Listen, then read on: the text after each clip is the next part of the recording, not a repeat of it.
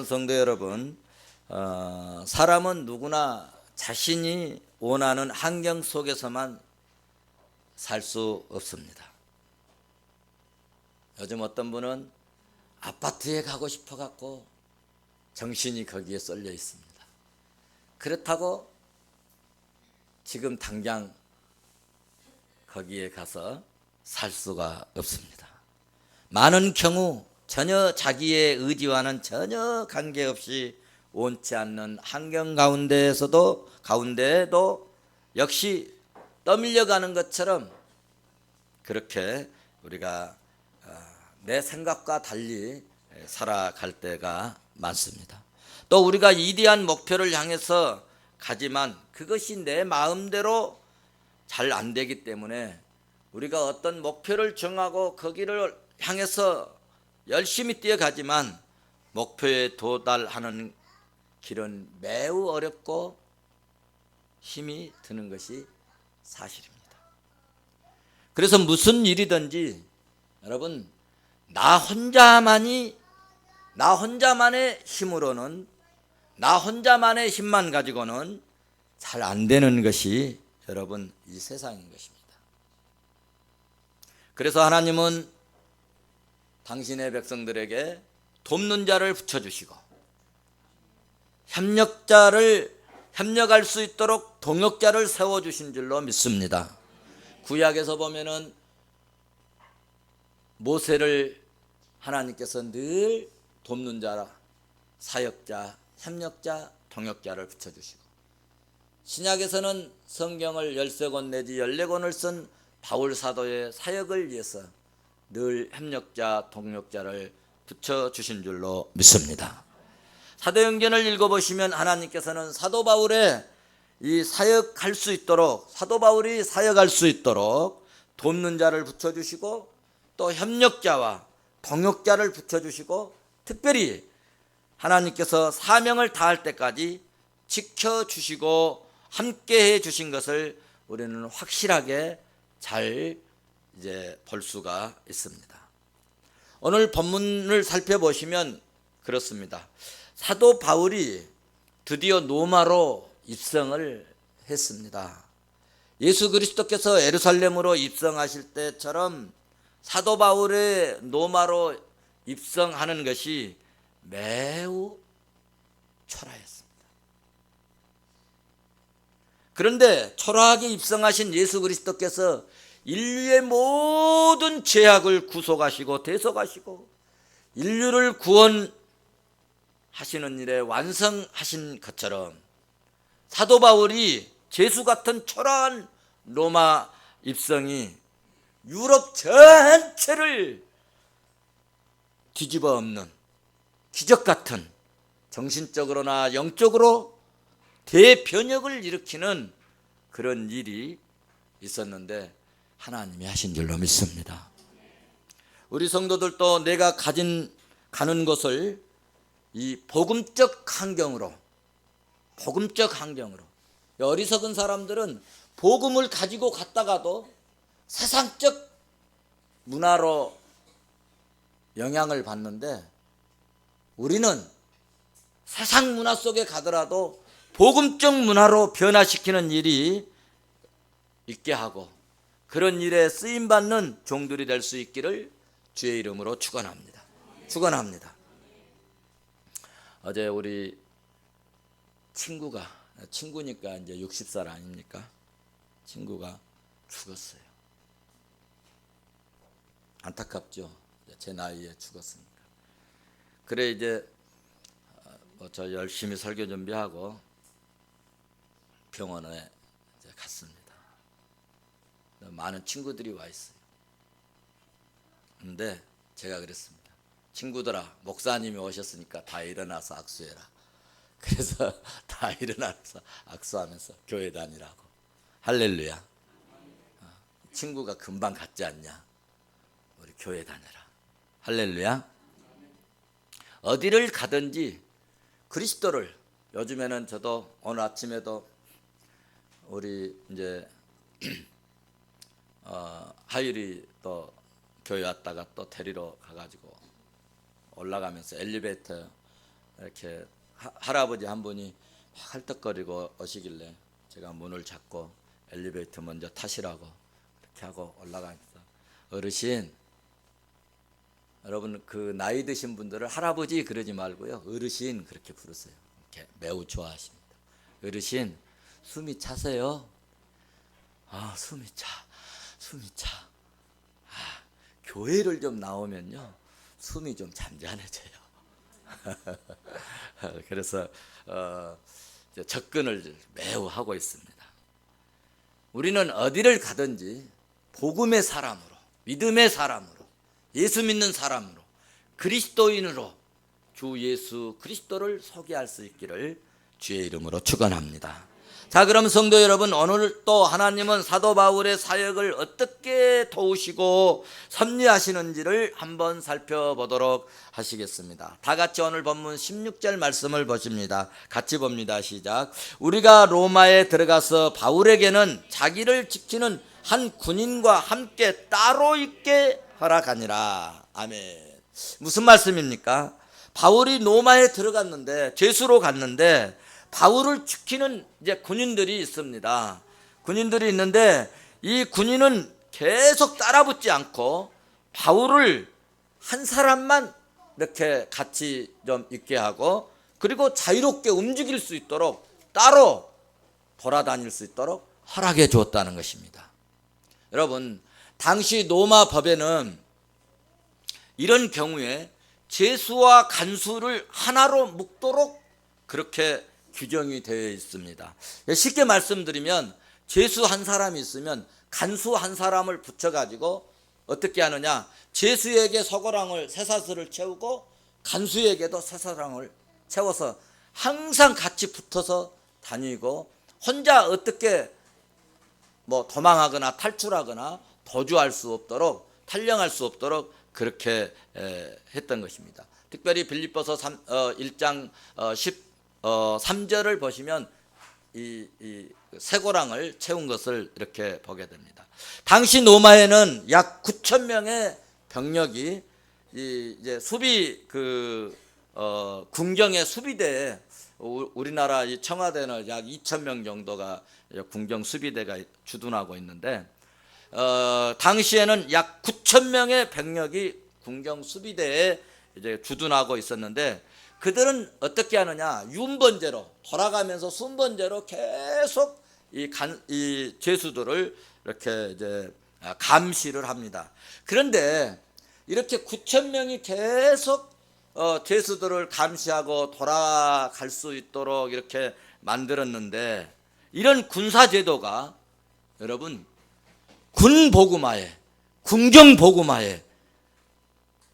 군경복음화를 이루는데 이 환경이, 이 여건이 아주 좋았다는 것입니다. 복음을 우리가 가서 증거해야 되는데 바울 사도를 탁 군경에 하나 넣어놓고 계속 돌아다니면서 차근차근히 와서 바울 사도에게 복음 강론을 듣게 만든 거나 마찬가지입니다. 할렐루야. 기가 막힌 하나님의 작품이시죠.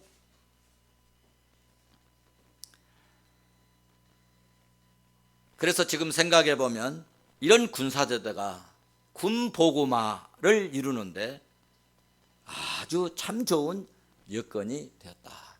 그래서 우리는 어떻게 하든지 우리의 이 시스템을, 복음을 증거하는 시스템으로 자꾸, 회사도 그렇고 뭐 직장에서도 그렇고 캠퍼스에서도 그렇고 자꾸 그렇게 만드는 것이 정말 복 있는, 그리고 하나님이 기뻐하는, 그리고 하나님이 우리에게 상 주실 그런 일이라 믿습니다.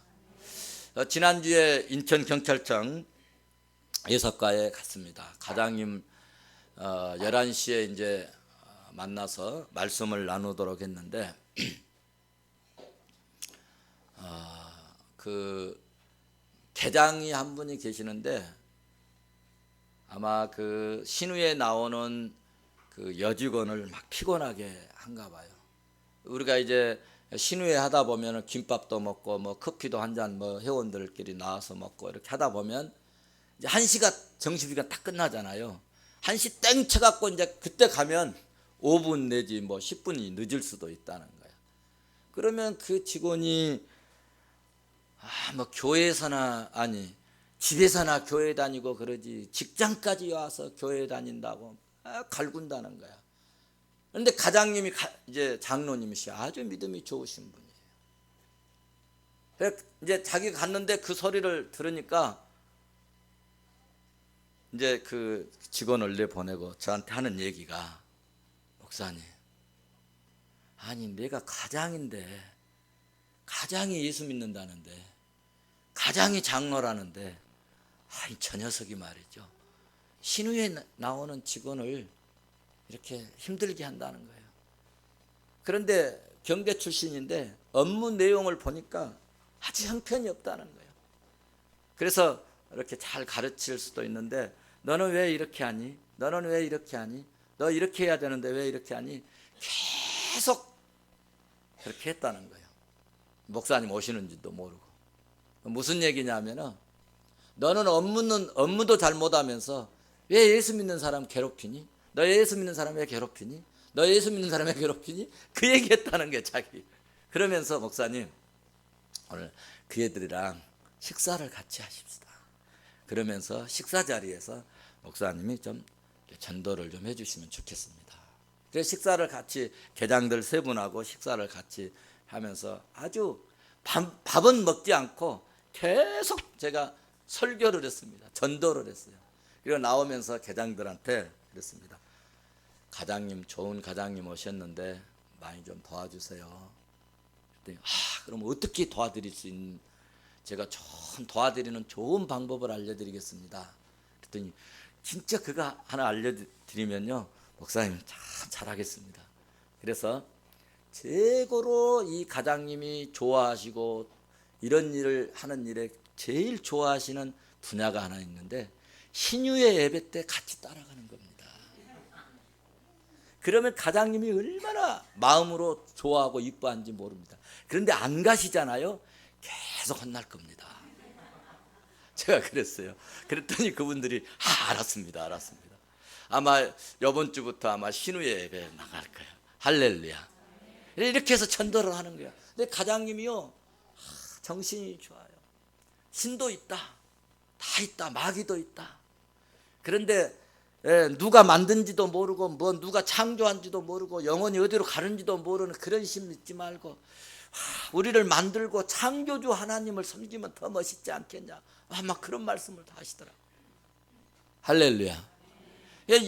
우리가 여러분들 마찬가지요. 그 가장 하는 얘기가, 가장님 하시는 얘기가 그 말이에요. 아니 교회 열심히 다니는 분들이 직장에서는 안 믿는 척 해버린다는 거예요. 그래 막 자기가 복창이 터진다는 거예요. 여러분은 직장에 가셔도 나는 예수 믿는 사람, 예수로 살자, 이걸 자꾸 여러분이 얘기하시면요, 그때는 불편한 것 같은데 그것 때문에 하나님이 더 크고 위대하게 훌륭하게 요긴하게 쓰실 줄로 믿습니다. 오늘 본문 말씀을 살펴보아도 오늘 바울이 혼자 이렇게 자유롭게 활동할 수 있게 자유를 이렇게 주었는데, 그리고 이 사람 저 사람에게 자유를 주니까 복음을 증거할 수 있었고, 또 바울에게 복음을 들은 군인들에게서 또 바울에게 들은 그 복음을 다른 사람들에게 이렇게 전달하도록 이런 일이 생기게 되었는데, 이런 경우가 어떻게 되었느냐 하면, 결국은 이 일로 그 로마, 이 핍박의 나라, 기독교를 핍박했던 이 나라가 무슨 나라가 되어버렸어요? 기독교 국가가 되었어요. 기독교 국가가 되었어요. 할렐루야. 여기서 우리가 깨달아야 할 한 가지 중요한 사실은, 바울이 로마에서 이런 특권을 누릴 수 있었던 것은 로마까지 호송을 담당했던 백부장의 이 호의적인 대우와 호의적인 평가 때문입니다. 왜냐하면 백부장으로부터 바울을 인계를 받아서 인수를 받았단 말이에요. 인계를 해줄 때 이 근위대 대장이 바다에서 강풍을 만나서 절망 가운데 있었다. 그런데 그 배 안에서 우리가 혼수백산 하고 있을 때, 바울 저분이 말이지, 배 위에 서서 사람들에게 두려워 말라, 안심하라, 안심하라, 27장 23절에서 그렇게 말씀을 했다는 거예요. 그리고 나는 하나님께서 지켜주시고 안심하라 하시고 지켜주시고 두려워하지 말라 하신 하나님이 그대로 되게 하실 하나님을 나는 믿노라, 그렇게 말했다는 거예요. 그리고 그 말대로 많은 생명을 구해줬고, 그리고 멜리데 섬에서도 수많은 병자들을 고쳐주었고, 이런저런 다방면에서 바울의 선행에 대한 보고를 긍정적으로 평가해가지고 이제 근위대장에게 넘겨주었더니, 근위대장이 그런 보고를 다 받고 바울에게 뭘 베풀었어요? 특혜를 베풀어 주게 되었습니다. 그래서 이렇게 바울이 감옥에서도 죄수임에도 불구하고 자유롭게 복음을 증거할 수 있게 된 것은 하나님이 역사하신 줄로 믿습니다. 하나님은 사람의 마음을 감동케 하시고 근위대장의 마음도 움직여서 사도 바울의 사역을 열어주신 줄로 믿습니다.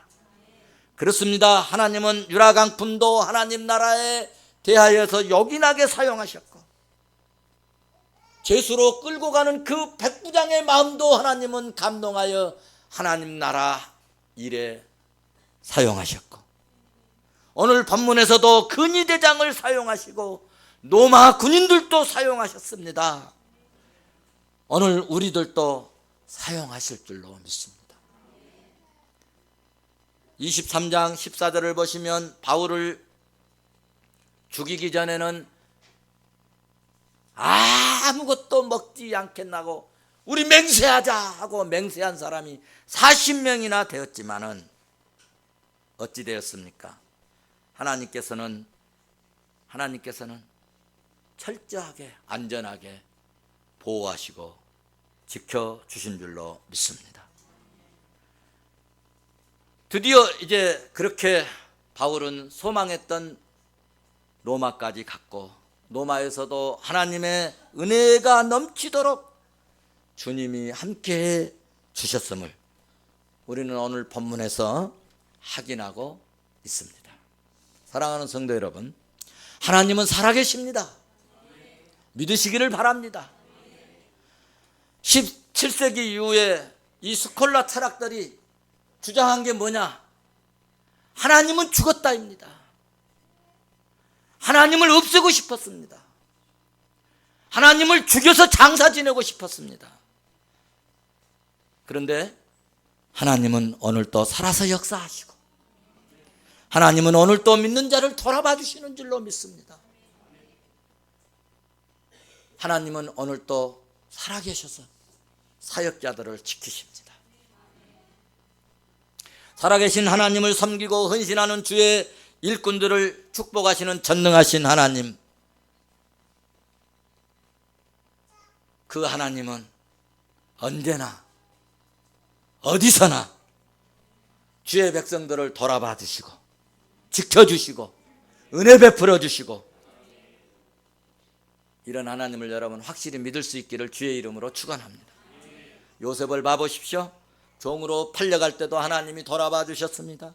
감옥 속에 들어가서도 하나님이 돌아봐 주셨습니다. 할렐루야. 다니엘을 봐보십시오. 사자 굴 속에 들어갔을 때도 사자들 입을 주장하시고, 한번 그 상상해 보면 참 재밌어요. 우리 애견 훈련하는 이런, 제가 전에 청와대 우리 항운강 장로님이 개를 키우다가 개가 한 마리가 막 이제 짖으니까 이웃집에서 막 야단을 하셨는가 봐. 그래서 전화가 왔어요. 목사님, 이게 누가 선물을 좋은 게, 전라남도 저 진도에 아주 그 좋은 개를 줬는데 이게 요즘에 이상하게 막 지어가지고 이웃집에서 힘들게 하는데 이건 누구 아까워서 줄 수도 없고 그런데 목사님 가져가시면 안 되겠냐고. 그래서 제가 갖다가 게르다 키우겠어요. 그래서 주십시오. 그때는 봉고차가 있었어요. 봉고차에다가 탁 실어가지고 이제 시골로 가지고 가는 겁니다. 시골로 가지고 가는데 이게 이제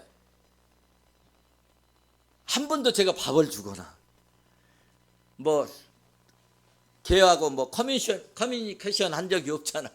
그러니까 이제 밤중에 그 이제 목포에 가서 잠깐 이제 도착해서 새벽에 이제 그 시골 형님 집으로 이동하는데 막 나를 보더니 막 잡아먹을 듯이 무서워가지고 이거 어떻게 이 저기에다가 이 뭐지요 목줄을 이렇게 저기 이제 그 의자에다가 해놨는 저 목줄을 어떻게 저걸 뺄까?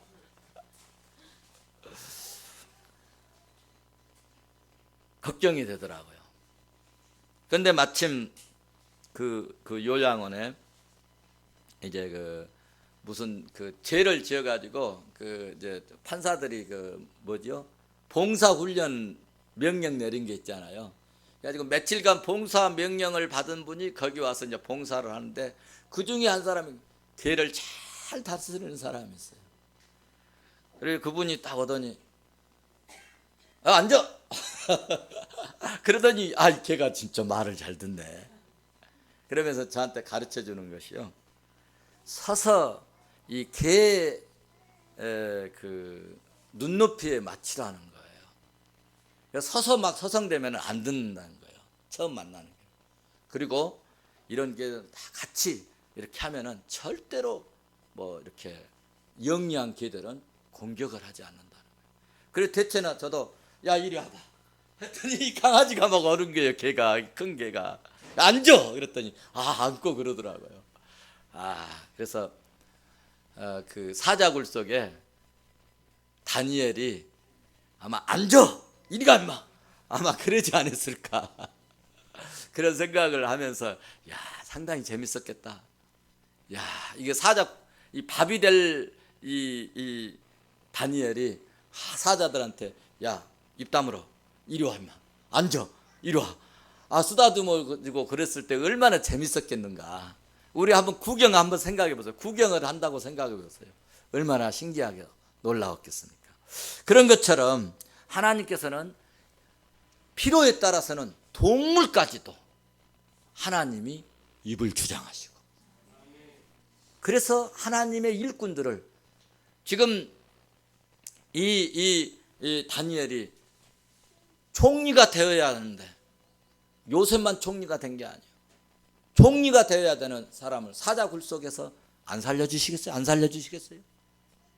여러분들이 일해야 될 일꾼으로 하나님이 쓰실 계획이 있는데 여러분 하나님 안 도와주시겠어요? 안 도와주시겠어요? 할렐루야. 요나를 봐보십시오. 풍랑에 내던져졌어요. 어디로 가서? 니느웨로 가서 복음을 증거해야 돼요. 그런 사명이 있는 자는 고기가 삼켰던 고래가 삼켰던 큰 고기가 삼켰던 하나님께서는 반드시 거기에서 사명을 감당하도록 역사하신 줄로 믿습니다. 그렇습니다. 하나님은 지키시는 하나님, 할렐루야. 하나님은 인도하시는 하나님, 아멘. 하나님은 임마누엘, 하나님이 임마누엘이시고 여호와 일의 하나님이시고 하나님은 에베네셀 하나님이신 줄로 믿습니다. 우리가 믿음으로 살고 복음을 위해서 살면 하나님은 오늘 또 나에게도 여러분에게도 우리에게도 하나님은 이와 같이 역사해 주실 줄로 믿습니다. 자, 그러면 이제 본문 17절에서 19절을 말씀을 한번 또 보시도록 하겠습니다. 17절 같이 봅니다. 시작. 사울 위에 바울이 유대인 중 높은 사람들을 정하여 그들이 모인 후에 이르되, 여러분 형제들아, 내가 이스라엘 백성이나 우리 조상의 간섭을 배척한 일이 없는데 예루살렘에서 로마인의 손에 죄수로 내준 바 되었으니 로마인은 나를 신문하여 죽일 죄목이 없으므로 석방하려 하였으나 19절 같이 봅니다. 유대인들이 반대하기로 내가 마지못하여 가이사에게 상소하며 내 민족을 고발하는 것이 아니니라. 아멘. 사도 바울은 여기서 유대인들 중에 신분이 좀 높은 사람들을 청해서 자신을 변명하면서, 그리고 내가 왜 이렇게 죄수의 몸으로, 묶인 몸으로 이렇게 왔는가를 설득을 하고 설명을 합니다. 우리는 여기서 사도 바울의 모습이나 이 품성을 배웠으면 좋겠습니다. 이럴 때는 이제 설교 내용이 뭐냐면 이제 적용인 것입니다. 이 성경이 이렇게 했는데 나한테는 어떻게 이 말씀을 적용할 것인가 할 때 이게 이제 적용 부분이라고 그래요. 그래서 저는 이런 부분에서 사도 바울의 품성을 배우자는 겁니다. 무슨 말씀이냐면 바울은 복음이나 신앙에 대해서는 매우 철저했습니다. 비복음, 복음이 아닌 내용을 증거하면은 천사라도 저주를 받겠다고 강력하게 얘기를 했어요. 신앙에 대해서는 타협한적이었어요. 그러나 인간적으로는 매우 겸손함을 보였다는 것입니다. 바울은 유대인에게는 유대인처럼, 헬라인에게는 헬라인처럼, 이방인에게는 이방인처럼 그 눈높이에 맞춰서 대했습니다. 제사 음식 문제로 막 싸움이 벌어졌습니다. 논쟁이 벌어졌습니다. 그럴 때도 이 먹는 것이 중요한 것이 아니다는 것입니다. 먹든지 마시든지 그리스도가 증거되면 그것이 최고라는 겁니다.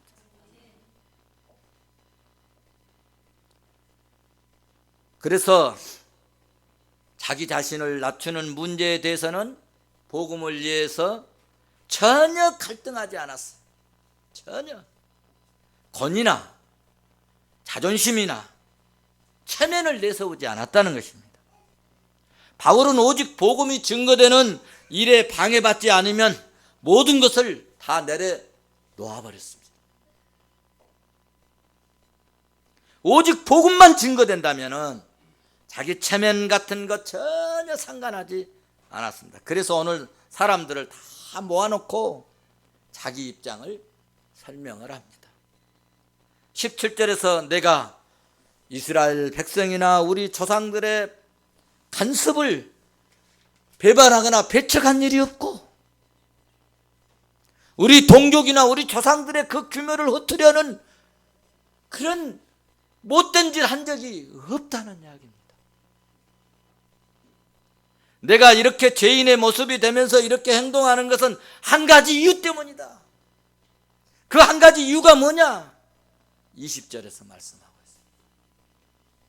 있습니다. 20절 같이 봅니다. 시작. 이러므로 너희를 보고 청하였으니 이스라엘의 소망으로 말미암아 내가 이 쇠사슬에 매인 바 되었노라. 무엇 때문에 매인 바 되었다고요? 이스라엘의 소망으로 말미암아 내가 이 쇠사슬에 매인 바 되었노라. 그러면 이스라엘의 소망이 뭡니까? 당시 이스라엘 소망은 메시아가 오시는 겁니다. 메시아가 그들에게 오셔서 억압받는 이 로마 세력의 군사 세력을 깨부숴버리고 자기들을 정말 왕노릇하게 해주는 그런 역사를 가져올 것을 기대하고 있었습니다. 그런데 바울의 이 메시아가는 뭐냐? 너희들이 기다리는 메시아가 누구냐? 할 때 당신들이 기다리는, 우리 유대인들이 기다리는, 우리들이 기다리는 메시아는 예수 그리스도라는 것입니다. 그래서 바울은 이스라엘의 소망인 메시아 대신 예수 그리스도를 증거하기 위해서 모든 것을 다 내려놓고 모든 것을 분토같이 여기고 내가 이렇게 쇠사슬의 메인 몸이 되도록 이렇게 되었다. 그래서 생명을 걸고 내가 이 이스라엘의 소망인 예수 그리스도 복음을 증거하는 것은, 다시 말해서 이스라엘의 소망이신 예수 그리스도를 증거하기 위해서라고 오늘 이제 20절에서 말씀을 하고 있는 겁니다. 사랑하는 성도 여러분, 우리도 바울 같은 심정으로 신앙생활 했으면 좋겠습니다. 바울의 이 마음으로 우리가 교회 일하고 주의 일 했으면 좋겠어요. 저도 사역을 이렇게 하면서 또 여러분들 남전도회장, 여전도회장, 또 구역장, 또 뭐 각 부서들 다 이렇게 있습니다.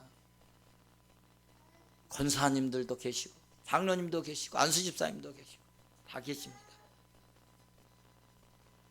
그런데 어떤 경우를 보면은 교회를 우선해서 분위기를 은혜롭게 하고 전도하고 복음 증거하고 제 목회를 도우는 것이 핵심이 아니라 어떤 경우는 내 체면은 못 되고요. 나는 뭐예요? 이런 경우들이 들어있더라는 거예요.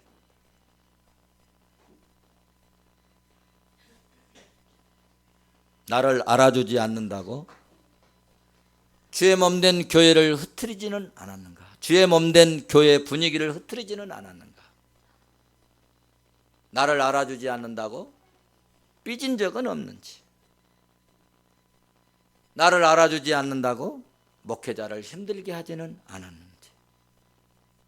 교회가 부흥되고 주 예수의 복음이 증거된다면 체면이나 내 입장은 전혀 문제 삼지 않았던 바울 같은 그런 품성을 보일 수는 없을까 진정? 바울과 같은 심정으로 멋지게 주의 일하는 믿음의 종들 되시기를 주의 이름으로 축원합니다. 축원합니다. 내가 깨지고 내가 망가지면 주님이 살고 주님이 높아지고, 할렐루야. 말씀을 맺겠습니다. 오늘날에도 성도들은 예수 믿는다는 것 때문에 불신자들이나 혹은 믿음이 없는 교인들에게 핀잔을 들을 수 있고요, 때로는 조롱을 받을 때도 있고요, 어떤 경우에는 핍박을 받은 경우도 있을 수 있습니다. 그럼에도 불구하고 우리들의 유일한 자랑거리는 피 묻은 십자가와 부활하신 예수 그리스도만 자랑할 수 있었으면 좋겠습니다.